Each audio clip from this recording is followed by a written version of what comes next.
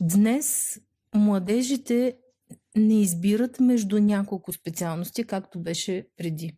Те избират между десетки, дори стотици специалности в университета.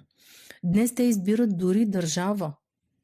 Когато аз идвах студентка в Пловдив, и знаех какво искам и имаше няколко специалности с френски език, защото аз съм завършила езикова гимназия с френски език. Аз не съм избирала държава, то нямаше възможности тогава. Днес студентите избират дори това. Те в работните позиции избират дори измежду хиляди работни позиции или хибридна работа. Изборът е по-труден днес поради следните причини. Имаме парадокс на възможностите. Имаме много възможности, но те объркват и създават страха от грешка.